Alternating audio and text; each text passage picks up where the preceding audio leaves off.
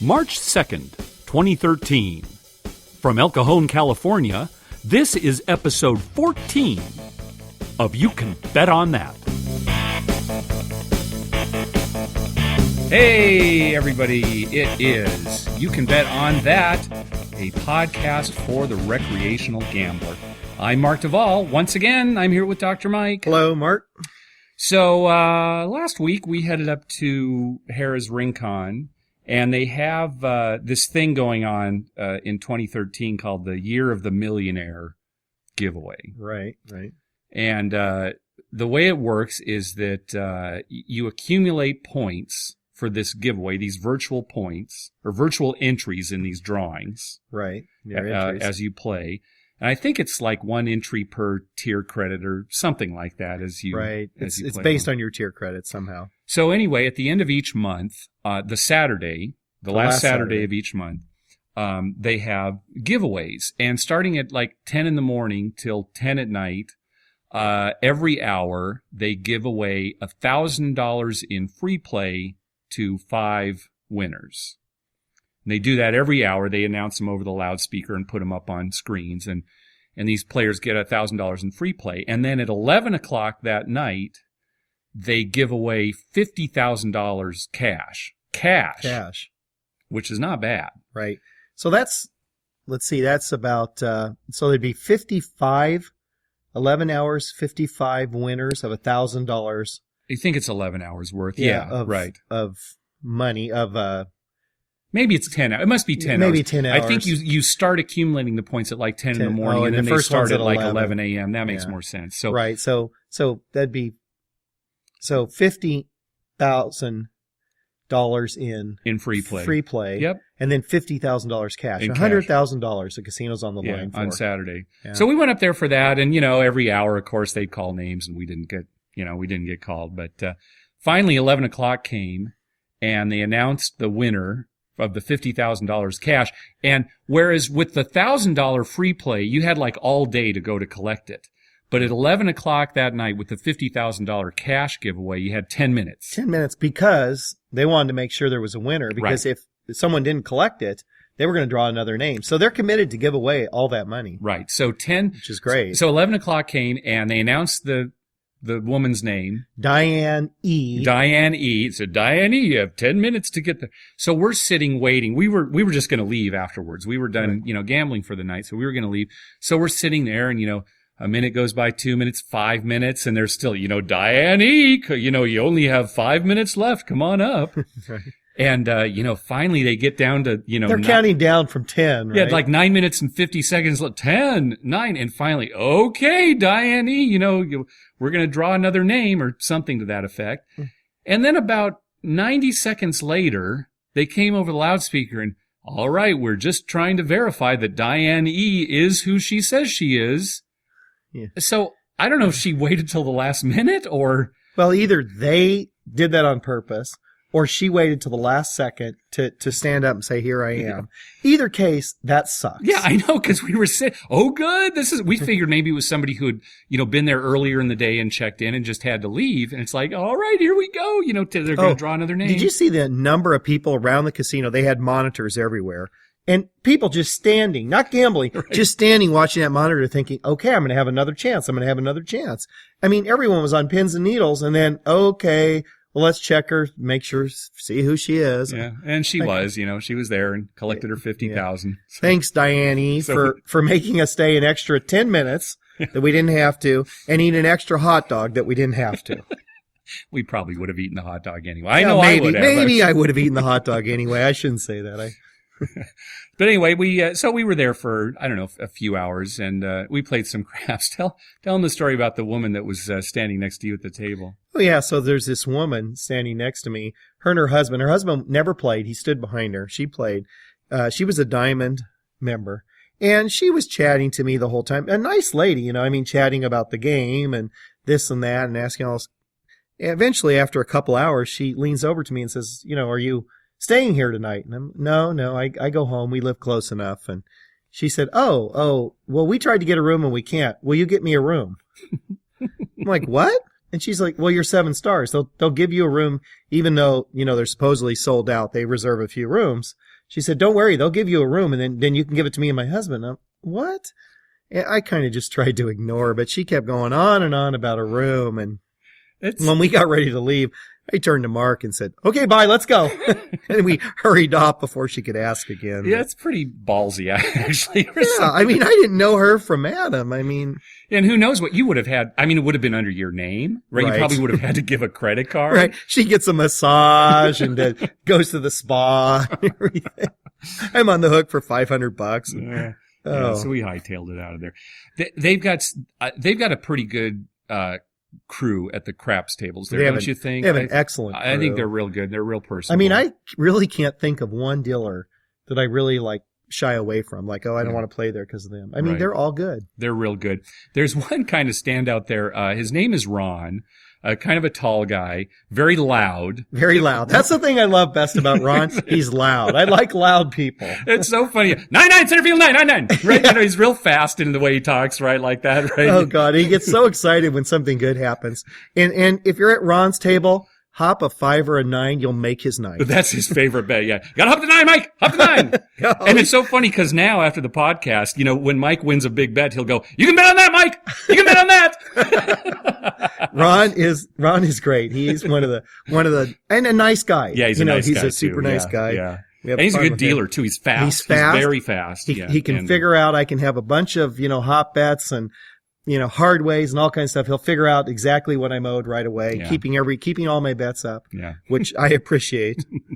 Towards the end of the night, I have a hard time figuring that out myself. Sure. And it gets late. Yeah. Well, I know we've brought this up before. This is like the 3rd time we've talked about it, but we got to emphasize. I think I keep talking about it because it's something we didn't really know before. And it's like, this is great.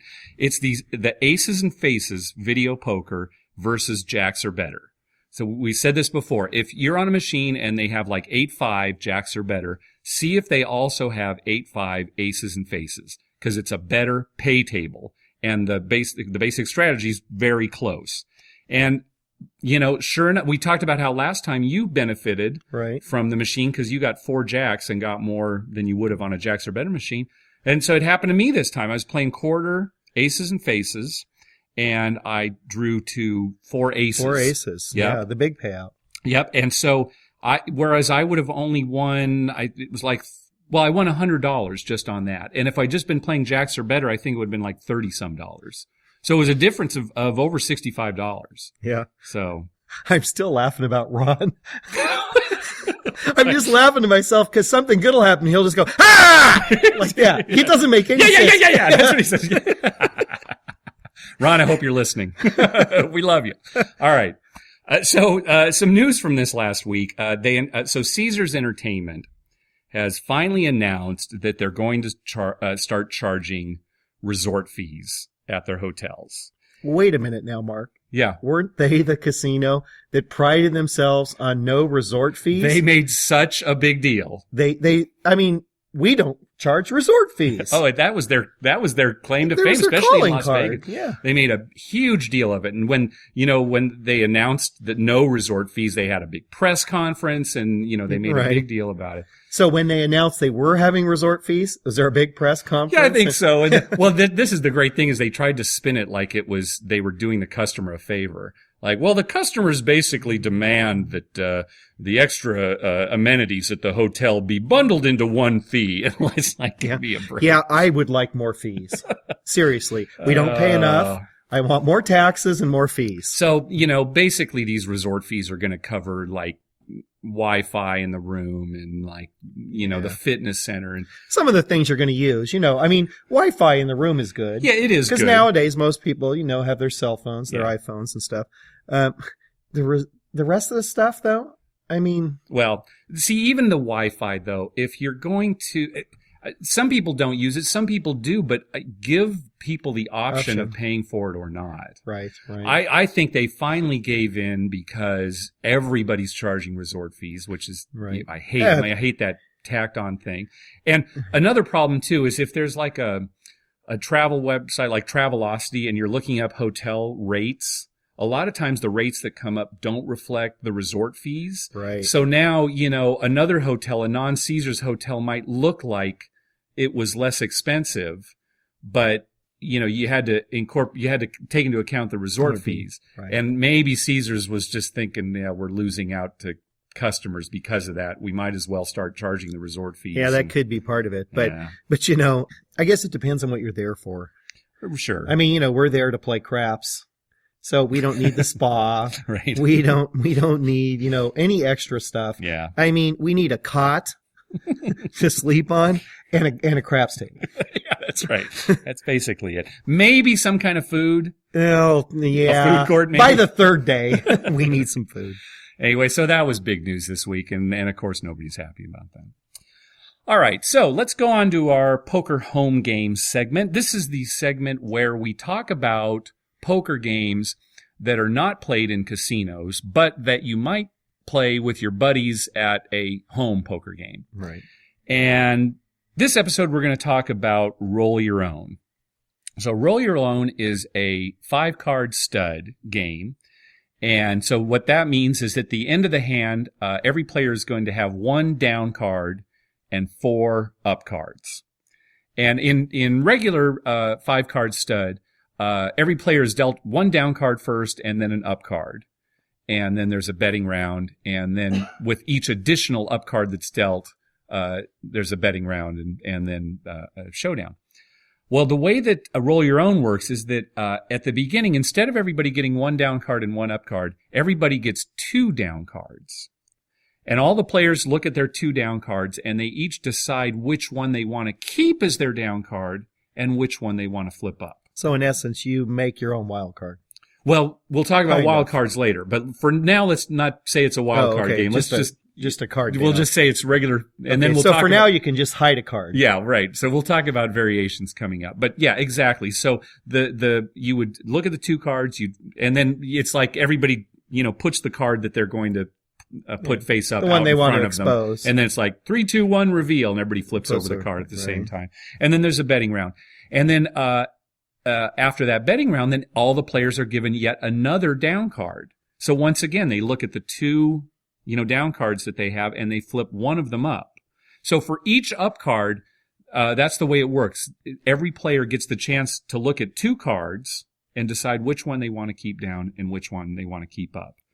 So there is, whereas in 5-card stud, you can't really determine what your down card is going to be. In this game, you could conceal the fact that you have a pair. If you have, an ace, 2 aces, you can, keep one ace up, down, one down. The whole time, right? And sure. Go like that. Nobody will know except for the big grin on your face. Right. So it plays kind of like 5-card stud. It's just that it's a little easier to hide, what your hand actually is. Right. Now, the game becomes interesting when you add some of the variations to it. And one of the variations is that you make the down card wild and all like it. So in other words, if you have a deuce as your down card, all deuces are wild for you. Right. So you could have a deuce down, a deuce up, sitting there with, 2 wild cards and nobody knows. Right. So in this case, you want to, as you're deciding what card you're going to keep down and what card you're going to flip up, typically if you have a pair, you're going to want to keep one of the cards down, one of the pair cards down, and one up so that it's a wild card. So you have at least 2 wild cards. So in other words, let's say, on the, when you have 3 cards, let's say you have, a pair of 3s and a 10, and you already have a 3 up. So in other words, you've got a 3 up that everybody can see. And say a 10 down. And you've got now a 10 and a 3 down. Yeah. There's another deal. Right. You've got a 10 and a 3. And it's a 3. So which one do you keep down and which one do you flip up? Sometimes players who aren't familiar with the game will flip the 3 up thinking, oh, there's a pair. But no, you want to make that 3 your wild card. Right. Right. So you want to keep the 3 as a down card and flip that 10 up. Now you've got trip 10s. And nobody can really tell because all they see is a 10 and a 3 as your up cards. Right. And now you've got a 3 down, you've got trip 10s, and it's kind of hidden that way. The game kind of becomes interesting at the end when, you can see other players' 4 cards and not their down card, and you try to figure out what they have.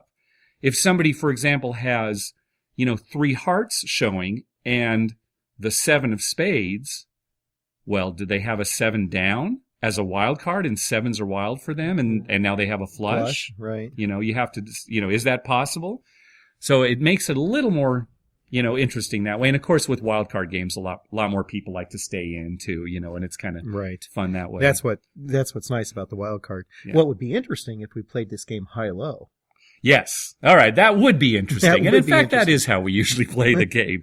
So you can also play it where it's high-low with a wild card and high-low. Now, in this case, like a lot of high-low, and we usually play it high-low declare. Declare, right. Right, where you declare at the end. Cards don't read themselves. You have to actually make a declaration of whether you're going high or low or both ways. Sure, and it's very possible to go both ways in this game with very a wild possible. card. Yeah. But when you're playing at high-low, like a lot of high-low split games, you kind of want to try to go for low initially, if it's possible, and then maybe back into a high hand. So, for example, if your first 2 cards are like a 10 and a deuce, and you're trying to decide which one to keep down and which one to flip up, well, flip up the deuce, right? To give yourself the chance of maybe, eventually using getting a your low 10 hand. as an ace or a 3 or whatever you need. Exactly, and kind of move forward that way. And then, of course, at the end, again, if somebody has like 2, 3, 5 showing and a 10, and, they're betting like crazy, maybe they have a 10 as a wild card, Yeah, and they're playing the wheel low. Right, and, maybe they go both ways with, they have a straight. Right. The game also becomes interesting because at the end, and this is true in the high-low version and just the high version, when somebody is actually showing a pair, when you can see a pair up there, like a pair of 6s, you've got to decide, okay, do they have 4 of a kind? Because why would they expose a pair as their up cards when they could have, kept one of those pair cards down as a wild card? Yeah, right? Sometimes you have to ask yourself, does that person know what they're doing? Right. Right? Seriously, because if you're playing with somebody who maybe hasn't played the game before or who isn't a regular poker player, right, and they don't really understand the whole betting scheme and cards, they may have made a mistake. Right, and flipped up, a pair when, Yeah, they could be sitting there with just 3 6s. Right, exactly. Or they could have 4 of a kind. Right, they could have 4 6s. They could have a 6 down and have 4 kings, if right. they have a king up. So. Yeah, exactly. So you have to watch for that. And some of the strategy becomes a little important. So in that example, let's say I've been playing with people who know the game really well, and now I deliberately put up a pair of 6s, even though that's all I have, to make it look like I've got 4 of a kind. Right. And that would be especially helpful to you if another person was, say, looking low but could potentially have a high hand. Right. Right. Yes. You might want to deceive them and say, okay, look, I've got 4 kings hidden here. And they're thinking, okay, well, I'm going to play my low hand. So when they declare, they go low, even though they would have won high, and you just back into a high. Right. Like you said, like if they have the wheel for low, they're thinking, oh, I can't go both ways because this other guy clearly has 4 of a kind. If I go both ways, I'm going to lose the whole pot, right? Right. So they just use their wheel instead of when they could have played maybe the straight and the wheel and won both ways. Right. So there is some deception involved. Yeah. So, and there are times in this game where you can't really disguise your hand. Right. So let's say, you end up with 4 hearts and a club, and you're playing the wild card version. Right. Well, you've got to keep that club down, unless it's paired somehow. Right. You've got to keep the club down and have the 4 hearts up. Otherwise, you don't have a flush. If you move one of those hearts down as your wild card and put the club up, now you don't have the flush. Right. In that case, everyone knows you have a flush. Right. And sometimes, at the minimum. Right. So sometimes you just have to show your hand. Especially true with high-low. We've played this before where, somebody's 4 up cards are, deuce 3, 4, 5. Oh, he's got the wheel. I see it. That's, it can't be hidden. Sometimes that is the case just because. The only bad part of that game, really. I mean, I really like this game. But that is the one bad part is sometimes there's nothing you can do, and there's your hand, and everyone knows what you're doing and how to go. Right. So but that does happen. Part of the game. Now, if we can add even one more variation to this, we also sometimes play where at the very end, after everybody has the 5 cards, each player has the option of drawing 1 card. In other words, discarding one of their cards for a new card. And there's usually a price attached to it, like, the final big bet is like, $2 or whatever, something like that. Do you hear that bird? That's our bird in the other room. Oh, okay. I'm like, what is that? Yeah, it's a special bird effect. Yeah. So, So at the end, everybody would declare whether they're going to draw a card or not. And then, whoever is drawing one card, it could be their down card. Right. And just discard. I love it when people throw away their down card. Well, sometimes. Sometimes you have to. Let's say here's what you've got. Let's say you have the deuce of clubs, 3 of hearts, 4 of hearts, 5 of hearts. And those are your up cards. Right? And you've got like a 10 of spades down. You've got the wheel. Right. You're going to have the wheel no matter what. But if you discard that 10. Right. You have the opportunity of drawing a deuce down. Now deuces are wild for you. You could have a straight flush. Now you've got a straight flush. Right, exactly. So, you could have the wheel and a straight flush. Right. So there are times when maybe, even though you've got a winning hand, maybe you do discard your down card. Especially, in that case, you'd be crazy not to. Yeah. Right. Yeah.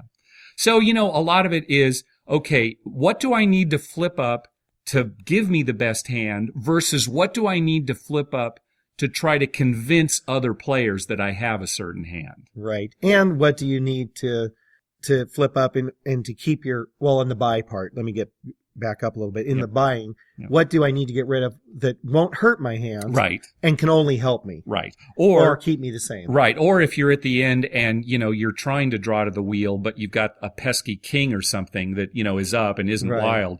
You need to get rid of it to try to draw to the wheel. Yeah. So there's a lot of strategy as it goes on. But anyway, that's roll your own. Again, the basics of it is that it's 5 card stud and you determine which cards are going to be your 4 up cards and which card is going to be your down card. Yeah, we've had fun with this game and there's a lot of variations. That's the great thing. Yeah. And in any of these home games, for me, the more variations you add in, the more exciting it gets. Well, we talked about this too. The thing about a poker home game versus like playing at the casino is the home game is so much more social, I think. Right. And you kind of want to have players in the whole time. Right? Exactly. The more reasons for them to call versus folding, the better. Right. You don't want to sit with your buddies for 5 hours and have, half the time you're not even involved in the hand. Right. You're watching, ESPN ticker on the bottom of the screen. Right. That just, you can do that at home in your underwear. So, it's nice to get these wild cards in there and these variations and give people hope, that they can still win the hand that keeps them in there. Yeah. Right. And it's still fun. It is fun. Yeah. Hey, so we want to thank Chris Cosenza and Scott Long, who are the publishers of the Ante Up Poker Magazine. They have a podcast that they do each week. And they had a caller a couple episodes ago that called in and say, hey, you guys, why don't you devote a show to talking about all those goofy poker home games that everybody plays? That'd be real good. And Chris and Scott basically said, well, that doesn't really fit in with our show. Our show is more about, playing poker games that you really see in casinos. So I thought, hey, we've got a poker home game segment. I'm going to give them a call up. So I called them up. I said, hey, our podcast, we covered that. We have a segment called Poker Home Game that we do where we do exactly this. So they were nice enough to play my call on the air and give us kind of a plug for our podcast. So we want to do the same to them. It's the Ante Up Poker podcast. It's easily my favorite poker podcast because, as they say, it's for the everyday poker player. Right. So it's not, just talking about strategy that the pros use in tournaments. I mean, they talk about everything and they really try to cater to, kind of recreational players like us. Right. And that's why I like it a lot. So anyway, Chris and Scott, thanks again. Everybody listen to the Ante Up Magazine Poker Podcast. All right. So this episode, we want to talk about a table game called Crazy 4 Poker. And it's crazy, the number 4 poker. Yeah, you may have seen it. I mean, some people may have seen it. Most, casinos of any significant size have probably one table at least of it. Yeah. And we're going to talk about how it's played and the very simple basic strategy. And we're also going to talk about why it has been in the news lately. And I mean the mainstream news. It's a pretty interesting story. But let's talk about the game itself. So, like a lot of these poker-based table games, each of the players at the table is actually playing against the dealer, kind of like in blackjack, right? So they're not playing against each other. And the way that it works is that everybody will get 5 cards, and you make a 4-card poker hand out of these 5 cards. and you try to have a better hand than the dealer. So let's talk about some of the specifics.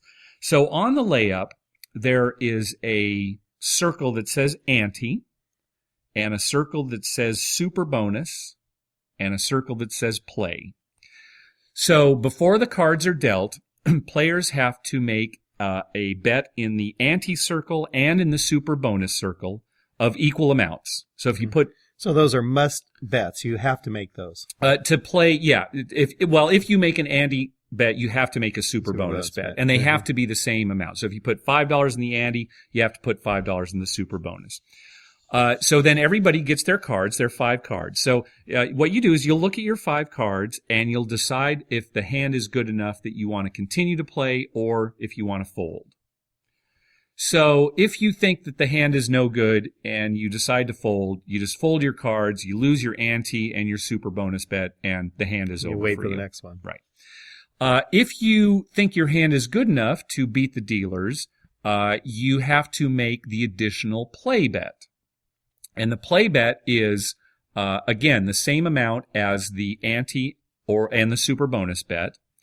Or in certain circumstances, if you have a pair of aces or better, you can actually put 3 times the amount of the ante bet into the play circle. Yeah. So are your cards dealt face up so the dealer can see them? No, they're dealt face down. So they just have to, afterwards, they have to verify that you had a pair of aces or better. Yeah, that's a good point. When we've played it, I wonder if people ever do that where they put out 3. Yeah, I guess if you inadvertently put out 3, they just say, oh, you can't. You weren't allowed to, and they just give it back to you. I assume so. I assume, yeah. Unless you lose. Oh, sorry, Right. Screwed up.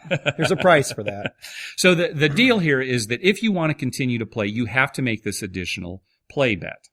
Okay. So once you've decided whether you're playing or not, then the dealer looks at his hands and compares it to your hand. And again, you're playing 4 cards out of the 5. And the poker hands are pretty much like regular poker hands, except it's only 4 cards. Right. So you can have a 4-card flush. Right, exactly. So, it's high card and then a pair, then 2 pair, 3 of a kind, straight, flush. Of course, there's no full house because it's only 4 cards, right?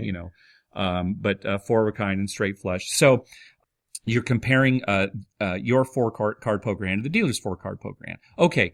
So, first of all, in order for the dealer to qualify, he has to have king high or better.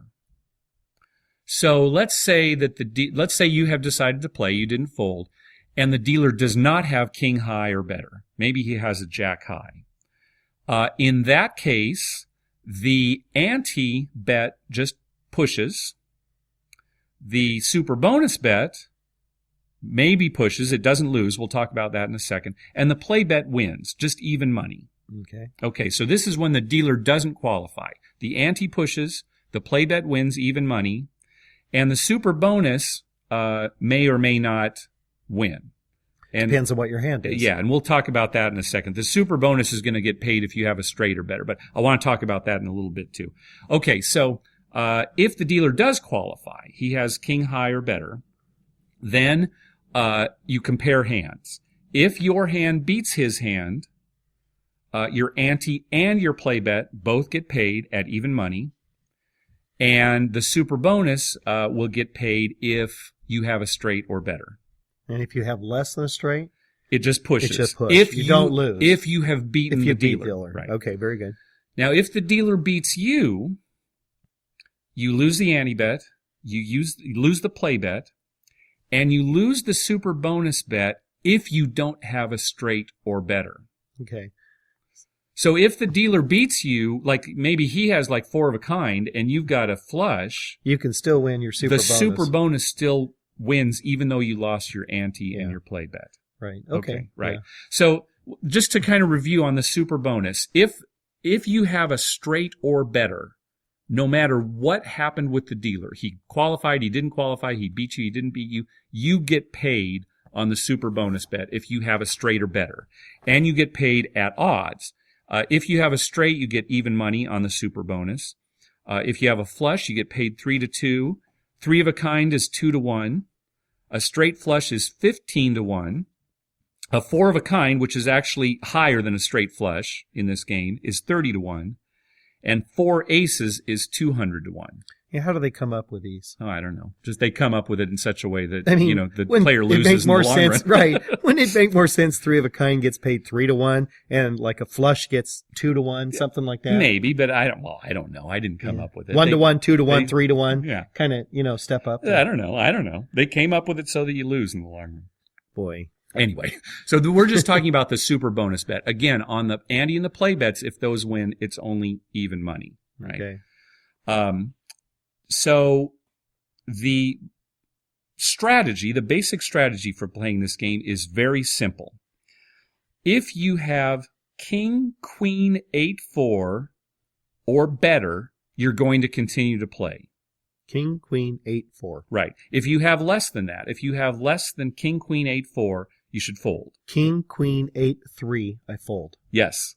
All right. Exactly. That's all I got to remember. King, queen, 8-3. You fold. I fold. Right. Anything worse than that, I'm folding. King, queen, 8-4, or anything higher, you'll continue to play. And for that play bet, again, we said that you can bet 3 times the ante bet in the play circle if you have a pair of aces or better. Anytime you have the option of putting 3 times the amount out there, you should. So if you have aces or better, right, make the triple bet in the play area. And that's as simple as the basic strategy is. Now, what am I forgetting? Is there anything that because we talked about this last night. I didn't want to make it too complicated for the podcast, but I also wanted to explain how it works. Yeah, I don't think you forgot anything. Okay. There's an additional bet you should explain. Okay, yeah, we'll talk just very quickly about that. There's also another bet called Queens Up, which is completely separate from the kind of the mechanics of the rest of the game. And I don't know that every casino has that, do they? Yeah, they do. It's standard. It's pretty standard? Yeah. Okay. It's just a separate bet that you make that's can be any amount, and it's just a bet that you're going to make a pair of queens or better. Right. And you will win if you have a pair of queens or better, and you'll lose if you don't. Doesn't matter what the dealer has, whether you qualify, whether you have a winning hand. You could lose with it, but the Queens Up bet would stay. It's just, did you make a pair of queens or better? Mm-hmm. And the payouts for the Queens Up bet are even money for a pair that's queens or better, 2 to 1 for 2 pair, 3 to 1 for a straight, 4 to 1 for a flush, 8 to 1 for 3 of a kind, 40 to 1 for a straight flush, and 50 to 1 for 4 of a kind. See, that makes more sense. Right? So right? 1 to 1, 2 to 1, 3 to 1, 4 to 1, 8 to 1. All right. Makes a lot more sense. So that's Crazy 4 Poker. It's not too bad a game. I don't know. You might get bored with it because there's the strategy is so simple. It's not like you really have to think about it. Right. And depending on how you think about house edge, it's anywhere from like 2 to 5%. It's because it's one of those games where, if you want to continue, you're putting more money out there. Right. Right. So like at a $5 minimum table, if you want to play, you're risking 15, but if all you do is fold, all you risked was 10, it's, right. It gets convoluted when you think about it like that. It's the house edge. It's okay for one of these table games. All right. So why is Crazy 4 Poker in the news? Oh, let me answer that. All right. Because somebody decided to have a crazy 4 poker game. Oh, was that what it was? That's what it was. The logo was going to be crazy 4. Poker. You sure it wasn't stupid Crazy 4 Poker? Might have been stupid crazy. We're insanely crazy 4 poker. Here's what happened. At the Hollywood Casino in Columbus, they introduced Crazy 4 Poker. And for whatever reason, they didn't read the rules. I don't know how this happened, but when a player made an ante bet, they did not force the player to make a super bonus bet. Now, how big a gaffe was that on their part? Well, it turns out to be monster big. The ante bet on its own has a player's edge of around 30%. Okay? The super bonus bet that you're forced to make under the rules when you make an ante bet has a house edge of around, is like 32%. So all in all, the house has that 2% advantage on you. Right, between the two. Between the two. But because, the Hollywood Casino was not requiring players to make the super bonus bet at all. And you got to see the layout. It's the ante and the super bonus are right next to each other, and there's an equal sign next to them. And maybe the casino just thought, well, if the player decides to make the super bonus, it needs to be the same amount. No, they were not requiring players to make the super bonus. Wow. So this table game offered, and it's unclear exactly how long they offered this, but it was a table game with a 30% player advantage. Jeez. So when players started finding out about this, they descended on the Hollywood casino, and the table was packed, and people were lined up waiting for seats, and I heard people were like selling their seats for like $200. I wouldn't sell my seat. Oh my gosh. No way I'd sell my seat. I'd be playing. And so eventually the casino, figured it out and shut down the table, and that came to a stop. So I'd like to have been on the table when they decided, okay, we're closing this down. What? What? How in the world, in the 21st century, with something called the internet, did this happen? Computers. How many people?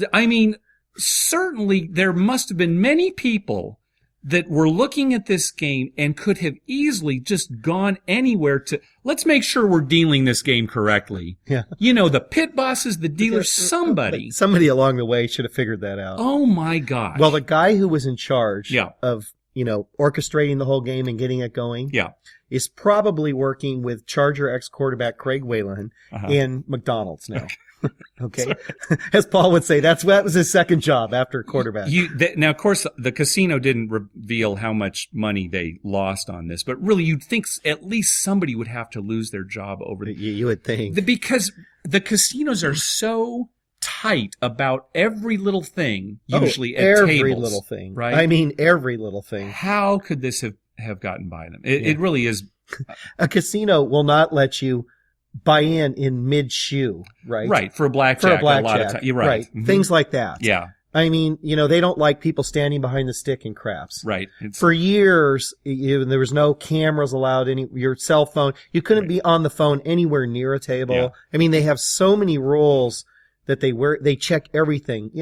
How does that get by? It really is astounding. And boy, we were talking earlier too, wouldn't it be great to just someday stumble upon something like this where, it's just a player's edge where, oh my God. Yeah, I'm waiting till we go to a casino and they say you get like one mulligan every craps roll. Nope, that roll didn't count. Okay, everyone. Oh my gosh. So anyway, that's crazy for poker. That's why we talked about it this week, because it was actually in the news. And if you'd like to play it, visit your local casino. Chances are you're going to have to make the super bonus bet along with the ante bet. But if you're lucky, you won't have to. Oh, that's great. I'd love to have been there. Oh, amazing. Just to see it. All right. That's going to do it this episode. So please email us with any questions or comments and corrections too. I've never mentioned this before, but if we said something wrong or you just think we're wrong, let us know. Yeah, when you said earlier, you said on the layup. Is it layout? Did I say layup? You said layup. Yeah, see, there you go. I caught that. I didn't want to say anything at the time. Right. But you said layup. All right, so nobody needs to email me about that. It's layout. Yeah, Mark, I was a little confused when you were talking about the layup. It's March Madness is coming up, and he's a little excited. He's a little excited. That's what I went with my son this morning to a trampoline play area, where you could jump and do a layup or it's a dunk. That's what I'm thinking. Okay. Anyway, let us know if we've done something wrong. I was editing one of the episodes a while back, and I was listening to it, and I had made a mistake that was so bad that I actually went back and re-recorded one sentence. It was when I was talking about declaring in high-low declaring. I said, yes, if you're going low, show one chip in your hand. If you're going high, show two chips. If you're going low, show three chips. That's exactly what I said. And I meant to say, if you're going both ways, show three chips. I didn't catch it. You didn't catch it. Well, and you know what's funny about that? How many times over the years have we played where somebody screwed up? Right, it happens a lot. Had the wrong number of chips in their hand. Number of chips, and they open their hand, they're like, I meant to go low. And a lot of times it's real obvious by their hand they meant to go low. Sure. But we had to instill a rule in our game that if you mess up, you mess up. However many chips in your hand, that's what that happens a lot with that. Well, anyway, on that episode, I thought the error was so egregious that either I had to put like something at the beginning or at the end of the show or re-record it. So I just re-recorded it. Yeah, because there's somebody out there just listening to that over and over thinking, what? I don't get it. Yeah. All right. Anyway, email us. Our email address is youcanbetonThat@gmail.com. You can visit our website, youcanbetonThat.com, where you can check out our show notes and leave comments. Also, follow us on Twitter @YouCanBetOnThat. We always tweet when we're on our way or we're at a casino. And remember, Mike made an offer to anybody that comes up to us and says, hey, I'm here because of your tweet. We've never met before. You're going to make a $20 pass line bet for him. Yeah, I'm getting close to where I'm going to have to make it. It might be somebody I know, probably Mary. Because nobody comes up to you. Nobody comes up to me. I want to give that 20 away. Maybe if we ever go to Vegas again. Also, we have a Facebook page. It's facebook.com/YouCanBetOnThat. And please, if you can, review us on iTunes. If you give us a good review, that'll help us get some more listeners. All right. Anything else, Dr. Mike? Can't think of anything, I guess, until the next time we go gambling. Yeah. All right. Very good, everybody. We'll see everybody next time. See you later.